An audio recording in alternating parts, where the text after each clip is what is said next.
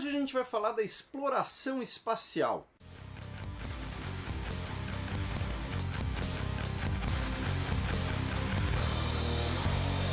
E aí pessoal, meu nome é Felipe Figueiredo, mais um vídeo de xadrez herbal aqui no YouTube, e hoje a gente vai falar de exploração espacial. E vocês podem se perguntar o que isso tem a ver com um canal que é de história, de política internacional. Pois bem, é justamente a história e os aspectos de política internacional, da exploração do espaço que nós vamos falar. Além disso, o assunto me interessa bastante, por exemplo, naquele vídeo em que eu falo um pouco das referências aqui do painel aqui atrás, né? Aqui tem o Carl Sagan, aqui tem o Yuri Gagarin, é um assunto que me interessa. Além disso, foi uma forma que eu estava pensando de pensar em, por exemplo, pessoas que gostam de física, pessoas mais da área de exatas, né? Tem até aquelas brincadeiras, aquelas rivalidades, né? Entre exatas, humanas, biológicas, mas em transformar, em deixar as coisas um pouco mais interessantes, por exemplo, para o pessoal de exatas, pessoal que gosta de física, que gosta de exploração espacial, gosta de astronomia, então pensando aí em questões de história e de política internacional. Até porque, até por não ser a minha área, né, eu brinco que eu preciso de calculadora até para o troco da padaria, nesse vídeo a gente não vai ter muita coisa de física, né, por exemplo, empuxo do foguete, alguma coisa assim, rotas, órbitas, né. Ao fim do vídeo eu vou dar algumas sugestões sobre isso. E o estopim, digamos assim, para esse vídeo foi que semana passada, vocês que acompanham as mídias do Xadrez Herbal, Facebook, Twitter, né, toda semana eu compartilho lá uma imagem com algumas das datas daquela semana, e semana passada nós tivemos o aniversário de 30 anos do lançamento da Estação Espacial Mir, a antiga Estação Espacial Soviética, né, que depois foi desativada, caiu no mar, mas nós tivemos o aniversário de 30 anos da primeira Estação Espacial do Homem, feita para ser habitada a longo prazo, permanentemente, uma data bastante significativa que serviu de estopim. Então vamos ver aí um pouquinho da história e da política internacional que dá para aprender usando a exploração do espaço pelo homem. Antes da gente falar de exploração espacial, a gente tem que falar de literatura, de ficção.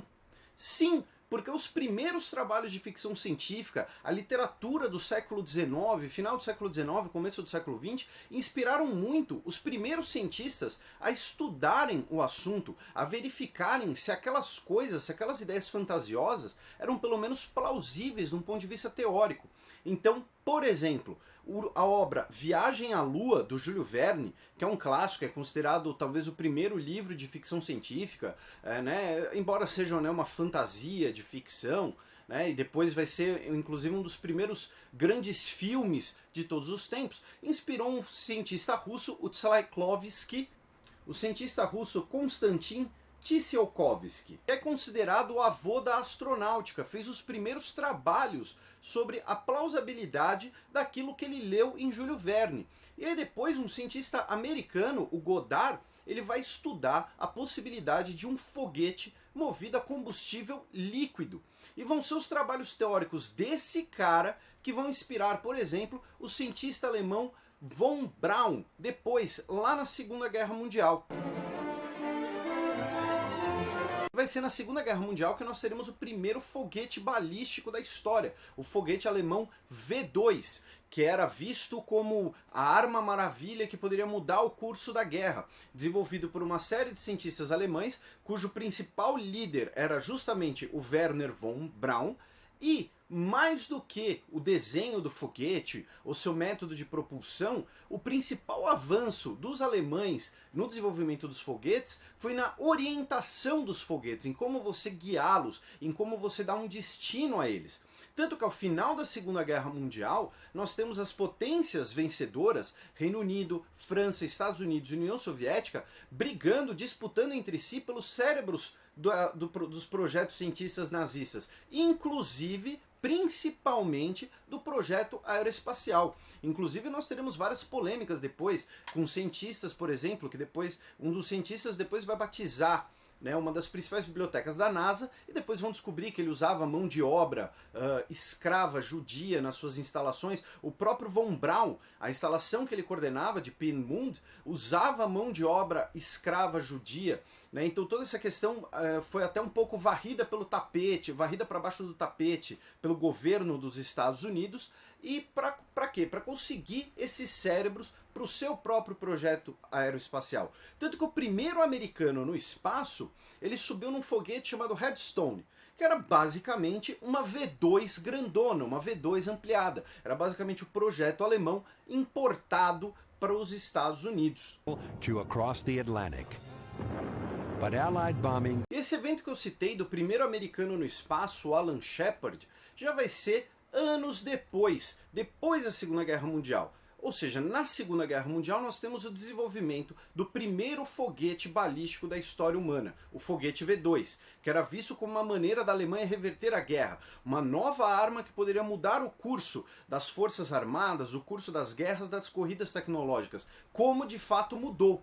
E ele vai ser um dos principais ingredientes da Guerra Fria, que vai começar logo depois da Segunda Guerra Mundial, entre as duas superpotências vencedoras do conflito, Estados Unidos e União Soviética. E os primeiros avanços na exploração espacial virão então na segunda metade da década de 40 e início da década de 50, justamente no início da Guerra Fria, quando os dois países vão começar a competir para desenvolver as suas tecnologias.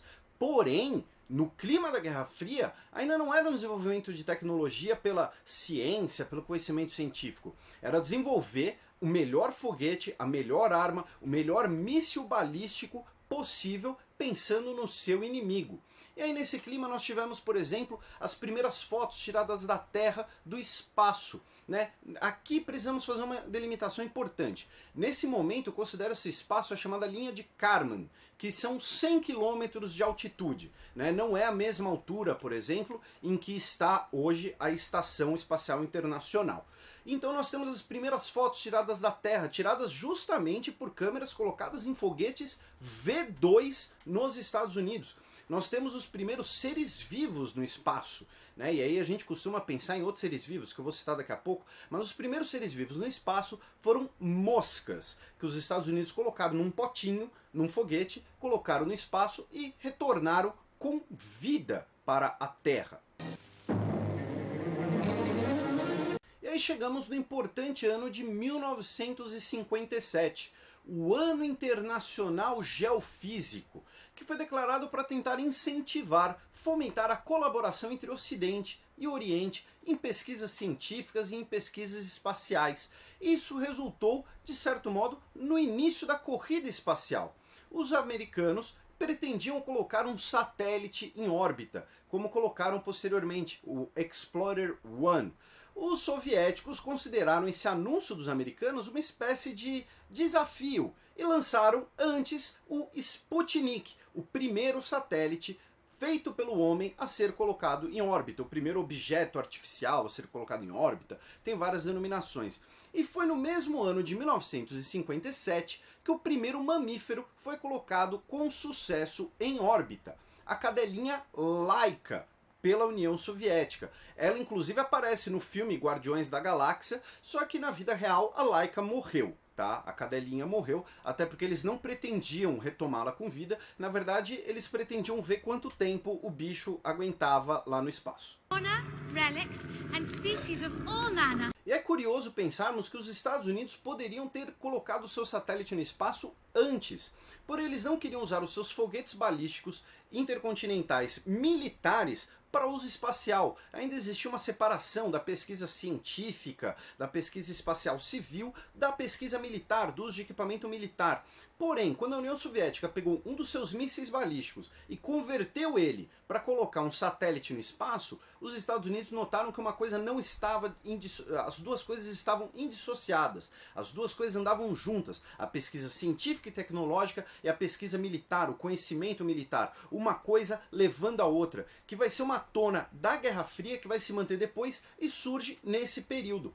Com o lançamento dos primeiros satélites no espaço, começa então a corrida espacial. Primeiro, para ver quem colocaria o primeiro homem no espaço. Os Estados Unidos, em 1959, lançou 2 macaquinhos prego ao espaço, e eles voltaram com vida e viveram bastante tempo. Em 1961, também os Estados Unidos colocaram o primeiro hominídeo no espaço, um chimpanzé chamado Ham, que depois também voltou com vida e viveu por 17 anos depois. Por que eu estou citando que esses voltaram com vida? Porque assim, de novo, outra realidade cruel. Muitos animaizinhos que subiram ao espaço não voltaram com vida, tá? Porém, foi também em 1961 que a União Soviética surpreendeu todo mundo com a sua nave Vostok e colocou o primeiro homem em órbita, o cosmonauta Yuri Gagarin, que lá de cima disse que a Terra é azul. O primeiro homem a ver a Terra lá de cima do espaço. E a Terra, como ela é coberta em sua maior parte de água, ela é azul como nós sabemos hoje. Hoje pra gente parece uma informação banal, mas naquele momento era uma grande descoberta. Era a primeira vez que alguém via a Terra do espaço. Hoje, se você jogar no Google, qualquer um pode ver. E aí começa a segunda fase da corrida espacial, a ida até a Lua. Outra questão histórica interessante de ilustrar com a exploração espacial é do papel feminino, tanto na União Soviética quanto nos Estados Unidos, ali na década de 1950 e 1960. Por conta da Segunda Guerra Mundial, muitas mulheres soviéticas faziam parte das Forças Armadas. A União Soviética teve várias heroínas na guerra, inclusive. E a primeira mulher no espaço foi uma soviética, Valentina Tereshkova, em 1963, apenas 2 anos depois do Gagarin. Demoraria 20 anos para os Estados Unidos mandar uma astronauta mulher para o espaço, a Sally Ride. Só que, depois da Sally Ride, os Estados Unidos transformou o fato de mandar mulheres astronautas para o espaço uma rotina, um hábito. Ao contrário da União Soviética, que mandou 2 astronautas, 2 cosmonautas lá na década de 1960, uma delas inclusive estabeleceu alguns recordes de permanência no espaço e depois só foi mandar de novo depois do fim da União Soviética. E assim como os Estados Unidos poderiam ter lançado o primeiro satélite, a União Soviética poderia ter sido o primeiro país a chegar na Lua, com as missões Luna, que estabeleceram vários ineditismos em relação à Lua. Por exemplo, o primeiro objeto feito pelo homem a orbitar a Lua, as primeiras fotos do lado escuro da Lua, o primeiro objeto a ser lançado em direção à Lua, não foi bem um pouso, eles deram uma tijolada na Lua, por assim dizer. Inclusive o primeiro objeto nacional lançado na Lua. Na Lua tem uma bandeira soviética, só que ela foi lançada numa nave automática, ninguém hasteou a bandeira soviética, mas tem uma bandeira soviética na Lua. Então o que deu errado? No caso da União Soviética, foi uma disputa interna entre várias agências pela primazia do controle do programa espacial soviético, que não tinha um controle central, não tinha um comando central, ao contrário da NASA nos Estados Unidos. Então isso fazia com que a União Soviética gastasse muito dinheiro em projetos mirabolantes, tentasse soluções que não adiantavam nada, e com isso, especialmente após a presidência do John F. Kennedy nos Estados Unidos, que decidiu gastar uma grana absurda para chegar à Lua e vencer essa corrida espacial, tanto pela primazia tecnológica quanto pela primazia de propaganda. Para vocês terem uma ideia, em dinheiro de hoje, os Estados Unidos gastou apenas em 1966 cerca de 160 bilhões de dólares, que na época era 4% de todo o orçamento do governo dos Estados Unidos. Além disso, os Estados Unidos tinham a expertise daquele cara que eu já citei várias vezes, o Werner von Braun, o cientista alemão que foi para os Estados Unidos, virou chefe de foguetes da NASA e coordenou a criação do Saturno V, a maior e a mais potente, melhor dizendo, a mais potente máquina já criada pelo homem. Então, como vocês todos devem saber, em julho de 1969, Neil Armstrong pousou na Lua e por isso considera-se que os Estados Unidos venceram a corrida espacial, que nesse primeiro momento dela mostra bem o clima da Guerra Fria. Ela é um ótimo espelho da realidade geopolítica, um clima de muita tensão e de muita disputa armamentista, quem desenvolveria os melhores armamentos e também uma disputa ideológica de propaganda. Qual sistema era melhor? Por quê? Porque era um momento que nós tínhamos o processo chamado de descolonização, uma série de independências, de novos países se formando pelo mundo inteiro, especialmente a África e a Ásia. Esses novos países, no clima da Guerra Fria, deveriam optar por um bloco ou outro. Então uma forma de você afirmar a superioridade do seu bloco era justamente pela inovação tecnológica, pela vanguarda tecnológica, que era melhor demonstrada pela era espacial. Após o pouso da Apollo 11 na Lua, os Estados Unidos chegaram a mandar outras missões para a Lua, porém, devido aos custos e ao baixo retorno de propaganda, já que agora a Lua já estava conquistada, por assim dizer, eles acabaram cancelando o programa Apollo e as duas superpotências passaram a ter outros objetivos, outros planos.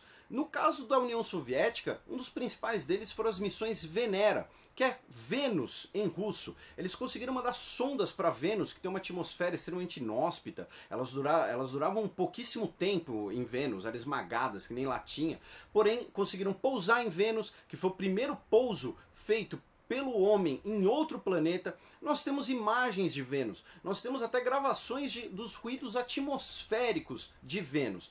No caso dos Estados Unidos, outro projeto interessante, depois da conquista da Lua, são as missões Voyager, as sondas Voyager, que hoje, a Voyager 1, é o único objeto feito pelo homem que já saiu do sistema solar, já está no completo espaço sideral. Quem coordenava, um dos coordenadores do projeto da Voyager era justamente o Carl Sagan, que eu citei no começo do vídeo, que é um cara que eu gosto muito, muita gente gosta dele, ele é muito conhecido, né? E ele era um astrônomo, um astrofísico, mas que também tinha uma perspectiva extremamente filosófica e humana sobre conhecimento. Então a Voyager, além de mandar dados científicos, tirar fotos de perto de Júpiter, ela também está levando para fora do sistema solar uma placa definindo o homem com o endereço cósmico, por assim dizer, do homem, uma placa de ouro com isso gravado. A Voyager tirou a foto mais distante que nós temos da Terra, a foto chamada Um Pálido Ponto Azul, que inclusive é um texto do Carl Sagan, que está linkado junto com várias outras referências aqui embaixo, o texto lido pelo próprio Carl Sagan, e também tirou o chamado Retrato de Família, é uma foto em que aparece todo o sistema solar. Outros dois projetos pós-conquista da Lua, também interessantes, descendentes dos satélites espiões da Guerra Fria, que foram muito importantes no contexto da Guerra Fria, satélites espiões, ou então satélites que pudessem ficar muito tempo no espaço, foram as primeiras ideias de estações espaciais. No caso da União Soviética, a Salyut, em 1971, mais ou menos, e no caso dos Estados Unidos, o Skylab, o Laboratório dos Céus, em 1973, que eram para serem laboratórios que pudessem terem tripulações mais ou menos perenes de alguns meses, permanentemente no espaço. E esses projetos eram paralelos a projetos similares de satélites espiões. Você pudesse ficar o tempo inteiro lá de cima espionando o seu inimigo. Ou seja, essa corrida da Guerra Fria levou inclusive a uma série de ideias malucas, né, que eu vou deixar de lado aqui nesse vídeo para não ficar muito grande, muito detalhado, mas para vocês terem uma ideia, a União Soviética queria até pôr um laser no espaço. Sophisticated heat beam, which we called a laser. Agora, se a gente está usando a exploração espacial como um espelho de política internacional e de história, as décadas de 1960, a parte final dela, e a década de 1970 são as décadas do período da Guerra Fria conhecido como DETAN. Foi quando a Guerra Fria ficou mais fria ainda. Nós tivemos aproximações entre Estados Unidos e União Soviética para diminuir as tensões da Guerra Fria. Nós tivemos, por exemplo, as conversas de diminuição de armas estratégicas, conhecidas pela sigla em inglês SALT, em 69 e em 79. E antes disso, em 1967, nós tivemos a convenção que bania armas do espaço sideral, do espaço exterior, na versão em português do acordo, que colocava que os corpos celestes e o cosmos são uma herança comum da humanidade, não são para serem usados por algum país. E tem uma coisa importante, tá, sobre essa convenção de armas no espaço. Não tô de brincadeira com vocês. Ela regula armamento nuclear, químico e biológico. Ela não fala nada sobre o uso da energia cinética, né? Você tem esse pequeno buraco no texto do tratado. Então, teoricamente, um país pode jogar um satélite na sua cabeça, lá de cima, de propósito, como arma, e não tem nada que proíbe uma tijolada espacial.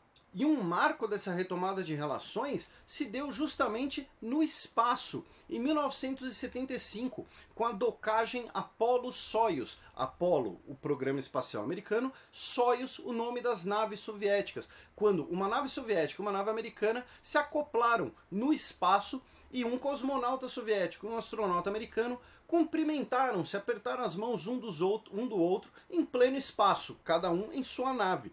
E foi também em 1975, nessa coisa da exploração espacial ser um espelho didático e quase exato da política internacional, que nós tivemos a fundação da Agência Espacial Europeia, logo depois da primeira expansão da Comunidade Europeia e da adição do Reino Unido à União Europeia. Então a União Europeia agora ela tinha Alemanha Ocidental, França e Reino Unido, 3 países que tinham projetos aeroespaciais e uniram-se para formar a Agência Espacial Europeia. Só que no começo da década de 1980, no final da década de 1970, na verdade, em 79, quando a União Soviética invade o Afeganistão, nós temos o chamado período da Segunda Guerra Fria, que é quando as relações voltam a ficar tensas.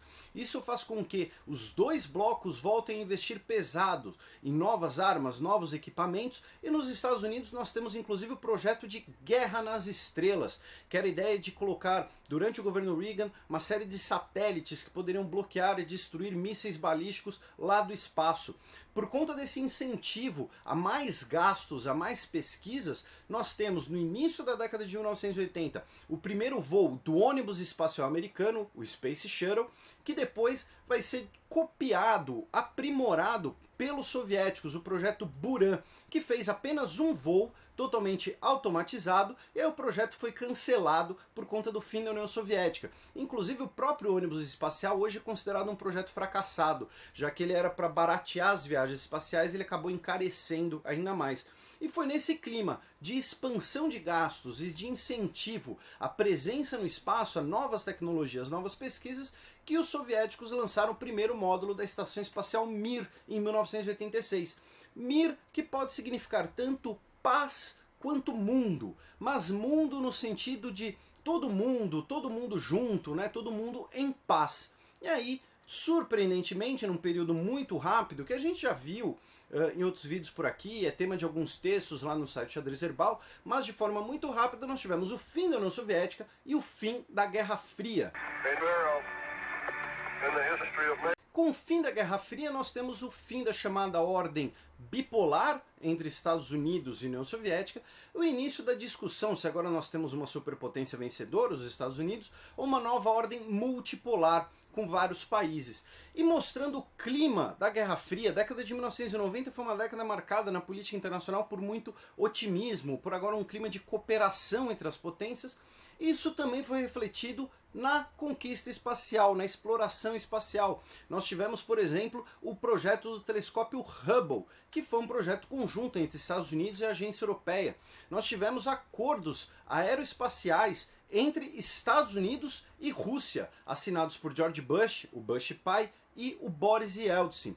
Nós tivemos, por exemplo, a presença de astronautas americanos na Mir, a presença de cosmonautas russos no ônibus espacial, um clima de cooperação internacional, um clima de um novo momento nas relações internacionais. A Mir foi desativada em 1996 e foi sucedida justamente pela Estação Espacial Internacional em 1998, que até no próprio nome simboliza bem esse novo clima, em que vários países fariam os componentes, nós teríamos lançamentos em diversas regiões, a estação montada no espaço, uma estação internacional para uso para toda a humanidade.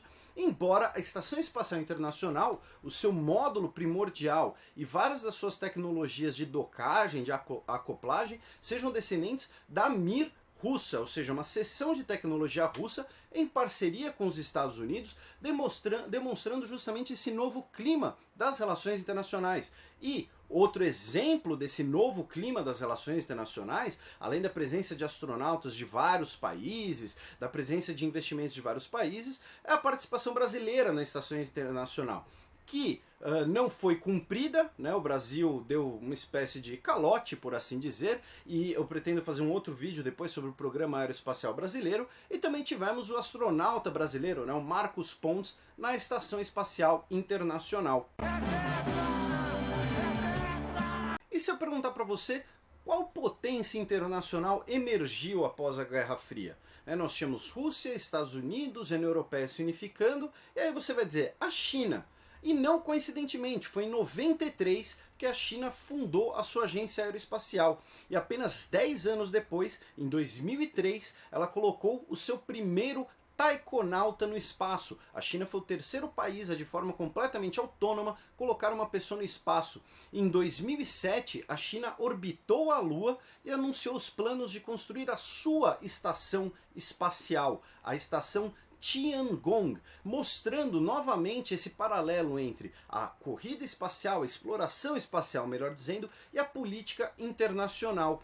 E aí, com a crise da Crimeia, em 2012, nós tivemos uma retomada das tensões entre os países. E isso também se refletiu na exploração espacial, como por exemplo os Estados Unidos impondo sanções à Rússia e a Rússia retaliando, dizendo que os Estados Unidos não poderiam mais então usar nem as naves Soyuz, nem os motores de foguetes russos. Então, por exemplo, agora os Estados Unidos estão investindo bastante em parcerias com a iniciativa privada, como a empresa SpaceX, que já fez lançamentos bem-sucedidos, busca fazer um foguete que é reutilizável, ele é lançado e pousa de volta, porém eles ainda estão começando a desenvolver isso.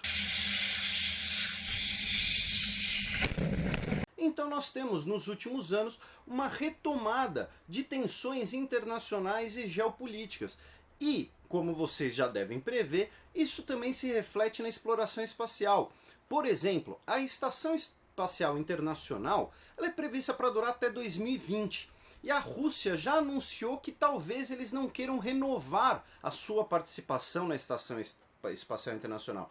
Mais ainda, talvez eles queiram os seus módulos de volta, para quem sabe fazerem tanto uma estação espacial própria, a OPSEC, ou então uma estação espacial em conjunto com a China, entre o plano russo da OPSEC e a Tiangong chinesa. Inclusive a estação Tiangong ela aparece naquele filme da Sandra Bullock, o Gravidade, que é um belo filme, muito bem produzido, vários efeitos especiais, só que ela ainda não existe, ela ainda é só planejada. A Rússia também está construindo um novo cosmódromo na região de Vostochny, que fica justamente perto da sua fronteira com a China. Está investindo bilhões nisso, inclusive com empréstimos chineses. Por quê? Porque o local, o cosmódromo russo, fica em Baikonur, no Cazaquistão, que fazia parte da União Soviética e era um local perto da linha do Equador. Né? Os melhores locais para você lançar foguetes é quanto mais perto da linha do Equador, melhor. Por isso que a França lança foguetes da Guiana, os Estados Unidos lançam foguetes do Cabo Canaveral e por aí vai. Só que, temendo que o uso do seu cosmódromo dependa das suas relações bilaterais com o Cazaquistão, assim como as suas bases navais da Crimeia dependiam da sua relação com a Ucrânia e resultaram numa crise, eles pretendem simplesmente construir um novo cosmódromo com investimento caríssimo para sediar inclusive uma nova família de foguetes, com muito investimento também, a família de foguetes Angara, com também capital chinês. Só que isso não é apenas a Rússia resistindo a uma retaliação e os Estados Unidos buscando outras alternativas de investimento, inclusive com várias vozes dentro dos Estados Unidos, como Neil deGrasse Tyson, pedindo para a NASA voltar a ter muitos recursos, pensando inclusive no projeto de chegar em Marte, ou seja, uma nova corrida espacial. Hoje, o local do globo em que talvez nós tenhamos mais tensões armamentistas, geopolíticas, fronteiriças, é o Extremo Oriente. E isso inclusive se reflete no espaço, como vocês já devem imaginar. A China, por exemplo, em 2013, foi barrada da NASA. A NASA não pode fazer nada com participação de cidadãos chineses. Né? Um chinês não pode entrar, sei lá, no centro de comando em Houston. O Japão está investindo pesadamente em projetos espaciais, especialmente científicos e comerciais. Mas, por exemplo, pousou num asteroide e também, pela primeira vez, ano passado, se não me engano, 2015, pela primeira vez, astronautas comeram, no caso, alfaces cultivados no espaço pelo Japão. As duas Coreias, Coreia do Sul e Coreia do Norte, têm programas espaciais. A Coreia do Sul, inclusive, pretende lançar um novo modelo de foguete até 2019. E no caso do foguete das duas Coreias, é claro que são versões disfarçadas de mísseis balísticos intercontinentais. Porque a diferença entre um míssil balístico intercontinental e um foguete que lança um satélite é basicamente a carga e o destinatário. E a Índia, a outra potência em ascensão da região, já colocou um satélite em órbita de Marte e também pretende colocar um homem no espaço até 2021. Os Estados Unidos, por sua vez, mandaram o rover Curiosity para Marte e tem agora também outro projeto em conjunto com a Agência Espacial Europeia, que também mantém suas atividades, principalmente científicas e também comerciais, né? Satélites são comerciais hoje em dia. Né? Então, hoje ainda tem a parceria também entre a NASA e a Agência Espacial Europeia para lançar, por exemplo, o novo telescópio James Webb, que vai ser um telescópio que vai revolucionar o modo como nós conseguimos enxergar o cosmos. Hoje são 11 países que conseguem de forma autônoma colocar um satélite no espaço, ou seja, conseguem lançar um foguete com um satélite seu, um foguete seu no espaço. E hoje nós temos essa retomada de tensões geopolíticas no globo, no Extremo Oriente, entre Estados Unidos e Rússia, uma aproximação maior entre Rússia e China, e isso é refletido na corrida espacial, isso é refletido na exploração espacial. Então, uma forma de entender a disputa, o clima da política internacional de hoje, também é entender os problemas da política internacional que afetam o espaço, como eu disse, a Estação Espacial Internacional, que pode acabar em 2020. Então, encerrando com esse símbolo de um potencial fim, de um momento de grande cooperação internacional para a retomada de um clima de tensões, eu queria mandar um abraço para o meu amigo Rodrigo Oliveira, que me ajudou bastante com esse roteiro, a buscar inclusive várias das referências que estão aqui embaixo para vocês. The cosmos is all it is, or ever was, or ever will be. Obviamente esse vídeo foi uma coisa mais resumida, vários detalhes eu acabei condensando, deixando de lado nomes de missões, nome de alguns indivíduos, né? Aqui embaixo, como eu disse antes, e como eu sempre digo, tem sempre um monte de referências, links, dicas de livro, aquela série que eu já recomendei aqui, por exemplo, Short Introduction da Oxford, no livro sobre armas nucleares, eles falam um pouco sobre a questão do espaço. Se vocês quiserem dicas de documentário, também tem aqui embaixo, mas tem 3 séries de documentários que eu acho imprescindíveis, que a primeira é From Earth to the Moon, que é produzida por Tom Hanks, que conta a história do projeto Apollo, e as 2 séries Cosmos, a primeira original com o Carl Sagan e a segunda com o Neil deGrasse Tyson, que ela inclusive começa com um trechinho que eu usei para encerrar esse vídeo com aquela fala do Carl Sagan. Aqui embaixo eu também coloquei alguns vídeos com falas do Carl Sagan, o Carl Sagan narrando trechos dos seus vídeos. Porém, se além dessas várias dicas você tem interesse nisso, você gosta muito desse assunto, você quer dicas de bons canais, de boas referências na internet brasileira sobre o assunto, eu tenho algumas recomendações. Primeira delas é o Dragões de Garagem, o pessoal do Dragões de Garagem, que grava um podcast de divulgação científica, o próprio termo Dragões de Garagem é um termo do Carl Sagan, então para você que ouve podcast, fica aí a referência, os caras produzem um material muito legal, e aí tem desde física, biologia, química, de vez em quando eles falam alguma coisa de humanas, inclusive eu já participei de um programa. Outra dica é o canal Ciência Todo Dia, do Pedro, que também fala bastante de astronomia, de física, né? Além dele ser hoje um cara extremamente cobiçado, né? Ele vai pegar a referência, a brincadeira. E a última referência é o canal Ciência e Astronomia, que inclusive na equipe faz parte o Felipe, que é ouvinte do podcast Xadrez Herbal, a gente acabou virando amigo, eu inclusive já participei de um hangout deles, que eu divulguei aqui sobre história, ser ou não uma ciência.